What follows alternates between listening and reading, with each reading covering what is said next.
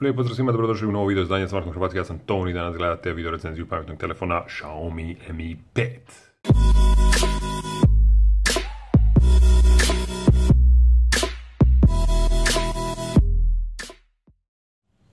Skoro 2 godine ljubitelji Xiaomi telefona čekali su novu perjanicu. Nakon Mi 4 vidjeli smo nekoliko različitih podverzija i podvarijanti tog uređaja, da bi tek sada, napokon u Barceloni ove godine, Xiaomi globalno po prvi put predstavio jednu svoju perjanicu. Riječ je o modelu Mi 5 koji dolazi nam sa 5,15 inčnim zaslonom i super cool staklometalnim unibody kućištem. Prednjica poprilično onako Xiaomijevski, dosta poznata, s tim što ove godine imamo i taj senzor otiska prsta integriran u tipku Home koja se nalazi ispod zaslona. Prednjica uređaja je dosta dobro iskorištena zaslonom koji nema puno prostora sa strane, a bome ni gore ni dolje. Iznad zaslona Mi logo, senzori, zvučnik, slušalice, oko prednje kamere ima jedna LED lampica obavijesti sitna koju ne primjećujete ovako dok ne gori. Ispod zaslona fizička tipka Home sa integriranim senzorom otiska prsta koji je by the way odličan, što ste imali prilike vidjeti i u onom videu koji sam objavio ranije. Dakle, ovako funkcionira, samo klikneš i on otključa. 2 kapacitivne tipke, programabilne, zato i nemaju nekakve oznake, pa možete odlučiti šta će koja biti. Trenutno je meni ovo back, a ovo ovdje je multitasking. U svakom slučaju funkcionira odlično. Lijevi brid, metalni brid, nosi samo ladicu za 2 nano SIM kartice, dakle podržava dual SIM. Nemamo utora za memorijske kartice, nažalost. S desne strane odlično izvedene tipke kontrole glasnoće i tipka Power. Gore Ear Blaster daljinskog upravljača, sekundarni mikrofon, 3,5 mm izlaz za slušalice. Na donjem bridu jedan zvučnik tu, mikrofon ovdje i imamo USB-C port za sinkronizaciju i punjenje. Staklena leđa, također zaobljena, podsjećaju na one njihove Mi Note modele ili na Galaxy S Note ili kako već hoćete. Tu straga imamo oko 16 megapiksel kamere sa dual LED bljeskalicom, ispod toga baterija kapaciteta 3000 mAh, puni se brzo. Što se pak kvalitete izraje tiče, na vrhunskom nivou, ništa ne krcka, ništa ne šuška, sve izgleda odlično. Prednjica zaštićena Gorilla Glass 4 zaštitom. A što se pak ergonomije tiče, riječ je o prilično velikom telefonu, no ne baš sa tako pretjeranom. Ja ga mogu koristiti i jednom rukom. Xiaomi je tu pokušao doskočiti na način da je omogućio smanjivanje prikaza zaslona, pa onda možete baratati njim na ovaj način, dakle jednostavno klizanjem prsta preko Home tipke na lijevo i na desno, na taj način smanjujete zaslon i dobijete nešto lakšu ergonomiju i dohvaćanje ove statusne trake koja inače gore dosta visoko. Ove godine 5,15 inčni IPS LCD zaslon, dolazi u Full HD rezoluciji sa 428 piksela po inču. Neće vas to razočarati po pitanju oštrine, premda konkurentske perjanice sada furaju Quad HD rezoluciju. Ova Full HD rezolucija posve zadovoljavajuća i dovoljna, a jednako tako blagotvorno će se odražiti na autonomiju. Na ovom lijepom velikom zaslonu pravi je užitak gledati filmove, uživati u multimediji, slušati glazbu, igrati igrice, sve to skupa moći ćete baš ugodno i lijepo raditi na ovom velikom zaslonu. Što se pak kutova čitljivosti i vidljivosti tiče, odlični su, prikaz boja solidan, oštrina na visini zadatka, a na otvorenom također pristojno čitljiv, premda usporedbi sa Super AMOLEDom Galaxy S7 nešto malo slabije čitljiv na udaru direktnog sunca. Svejedno, nema mu se šta previše zamjeriti. Xiaomi Mi 5 ove godine dolazi sa optički stabiliziranom 16 megapikselnom kamerom sa dual LED bljeskalicom i podrškom za Full HD video zapise. Sprijeda pak 5 megapikselna selfie kamera koja snima u Full HD rezoluciji. Sučelje kamere poznato već viđeno. Vidite ovako, podržan automatski HDR, dodirom zaslona možete upravljati fokusom, a jednako tako možete kompenzirati malo i ekspoziciju, pa potamniti i posvijetliti kadar ako mi to nekakav kušt. Evo ga. Brzina okidanja, solidna, posve to lijepo izgleda. Tu pokrećemo video. Možemo upravljati fokusom i tu malo. Evo ga. Tako je. Vratimo se natrag.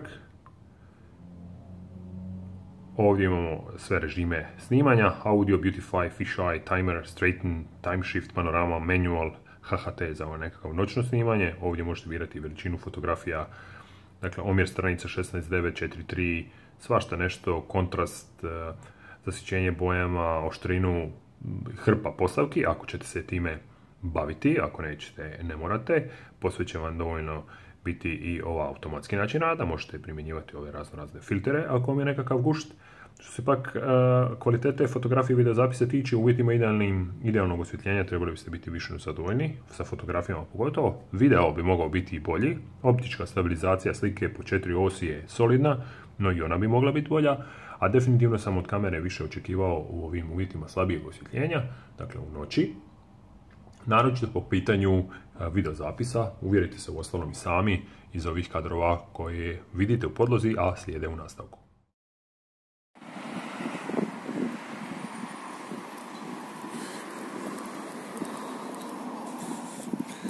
Vidimo malo kako ta stabilizacija slike funkcionira.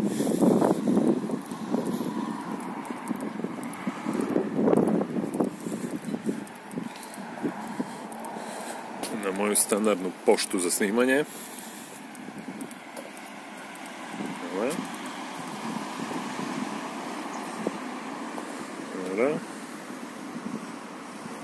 Crveno.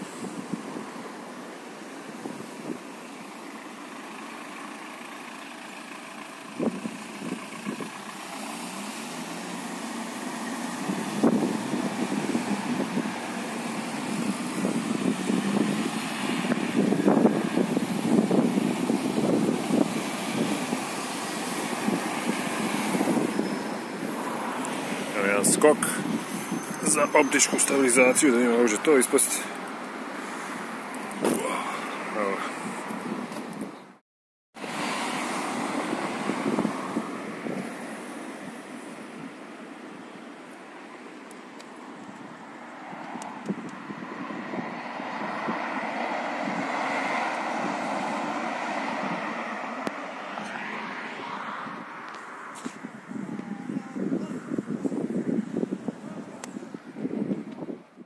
Sa softverske strane, Xiaomi Mi 5 dolazi nam sa MIUI 7.2.6 verzijom, temeljenoj na Androidu 6.0 Marshmallow.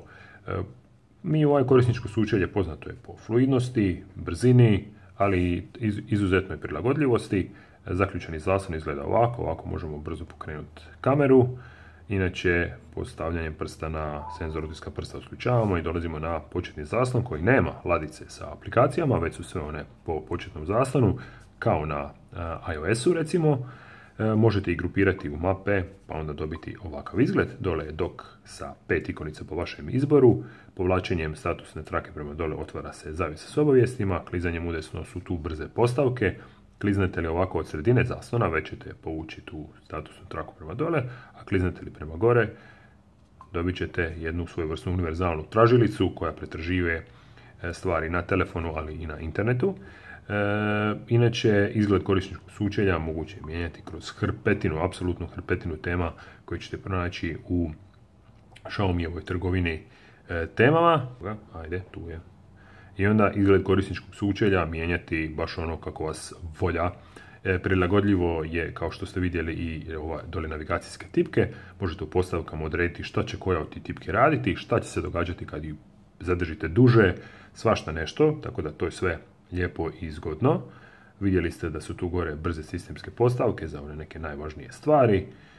I sve skupa to radi dosta dobro i dosta glatko. Moram primijetiti da ni na ovom modelu nema hrvatskog izbornika, što će nekima zasmetati. Jednako tako na ovom mom testnom primjerku nije bilo ni Google Play trgovine ni servisa, pa se to morao instalirati sam. Nije ni to nekakav naročit problem, no vjerujem kako će to biti riješeno na ovim komercijalnim primjercima koji idu u prodaji. Tako da ako se vi odlučite naručiti, vjerojatno nemojte računati na hrvatski izbornik, ali možete računati na Google Play da će biti predinstaliran i da će to sve raditi kako treba. Navigacija korisničkim sučenjem glatka, brza, vjerujem da ćete se na to navići brzo, čak i ako vam to bude prvi MIUI telefon.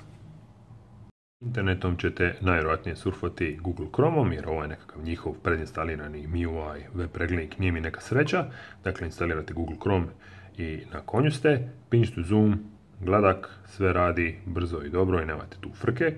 Što se pak multimedije tiče, dvije su osnovne aplikacije, to su galerija i glazba. Galerija na jednom mjestu katalogizira sve vaše fotografije, videozapise i čudesa. Dakle, izgleda ovako. Tu su sad neke fotografije okinute baš ovim uređajem. Uživat ćete i u multimediji. Evo kako izgleda jedan YouTube klip. Lijepi veliki zaslon, zvučnik solidan. Ne smijem dalje da me ne tuže. Nemate straha sa Mi5-icom da se nećete moći igrati. Bilo da igrate ove nekakve jednostavnije igrice poput Crossy Roada. Ili da igrate nešto ozbiljnije naslove poput Real Racinga 3 kojeg vidite ovdje. A također šljaka izvrsno, bez trzanja, bez zastekivanja, bez nekakvog pretjeranog zagrijavanja, baš onako se lijepo možete igrati na Xiaomi Mi 5-ici, dakle da gameri će doći na svoje. Probao sam i Modern Combat 5, jednako glatko, jednako lijepo, jednako uspješno sam se igrao i zabavljao. Ma vidi tato kako vozi, sve će vas riješiti.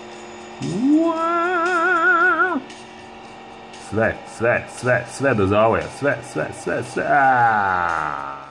Što se pak predinstaliranih aplikacija tiče, ima tu ovih nekakvih kineskih čudesa koje onda možete pokušati deinstalirati, jer da vam ne zakrčuju život.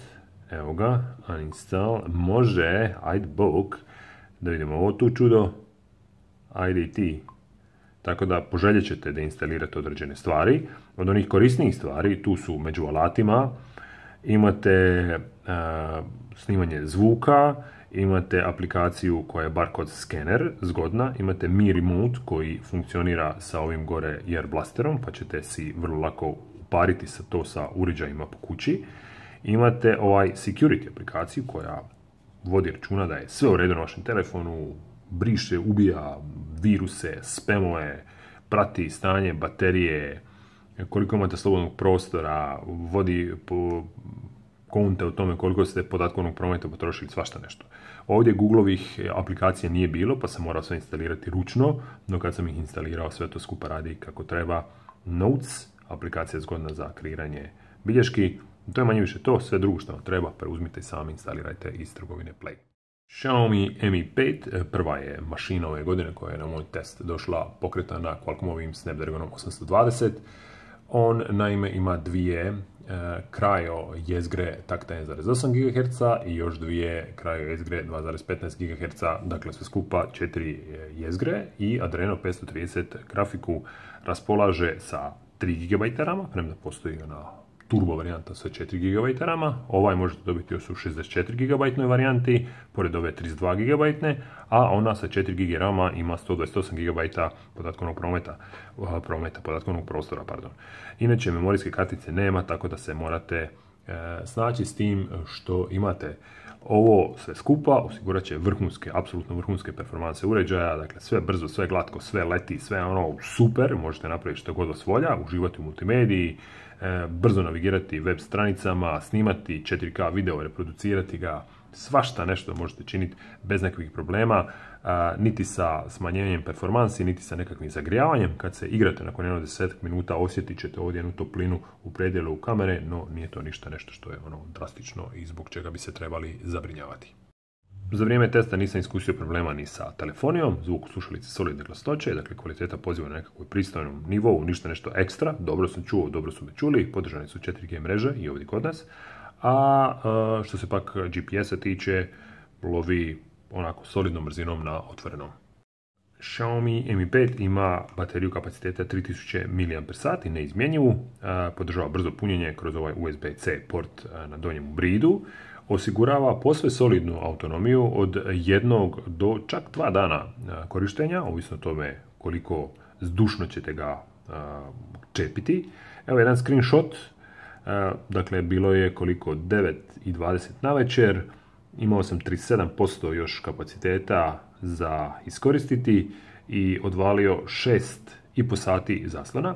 Ruku na srce, bio je uključen YouTube 3 sata. Kao nekakav orijentir, znajte da za sat vremena surfanja internetom na Wi-Fi mreži potroši oko 7% kapaciteta baterije, a za pola sata Real Racinga 3 oko 10 do 11%. Tako da ovisi u tome naravno kako ćete i na koji način koristiti uređaj. Oni koji se igraju pržit će bateriju najviše, oni koji koriste telefon onako redovito trebaju biti više no zadovoljni. Njegova baterija puni se putem USB-C porta na dnu, podržava brzo punjenje sa punjačem koji ćete dobiti u prodajnom pakiranju.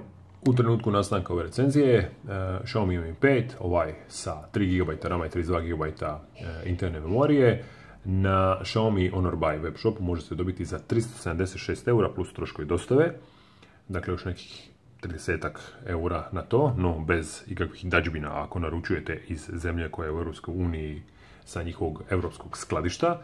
Ne zaboravite iskoristiti i kupon Smartphone HR koji će ono skinuti cijenu za još dodatnih 5 € što nije puno, ali dušu veseli. Riječ je o odličnoj perjanici iz Xiaomija, kao nekakvoj alternativi cijenom povoljnijoj ovim konkurentskim uređajima poput Samsunga Galaxy S7, LG G5 koji će tek doći, čekamo novu perjanicu iz HTC-a i tako dalje. To bi trebalo biti alternativa njima. Ako vam se svidio, mogu ga preporučiti. Vidjet ćete i direktnu usporedbu uređaja sa Galaxy M7, za kojim, rekao bih, Xiaomi Mi 5 zaostaje jedino po kameri, sve drugo je tu negdje. Eto ekipa, to je sve od mene za Xiaomi Mi 5. Ako vam se svidio ovaj video, dajte na koji lajkić, pratite nas na smartphonehrvatska.com, pretplatite se na Smartphone Hrvatska YouTube kanal, pratite nas na društvenim mrežama, Facebooku, Twitteru, Instagramu i svem ostalom. Podijelite ovaj video s drugima i vidimo se uskoro, slijedi hrpa novih zanimljivih recenzija. Ajde bok!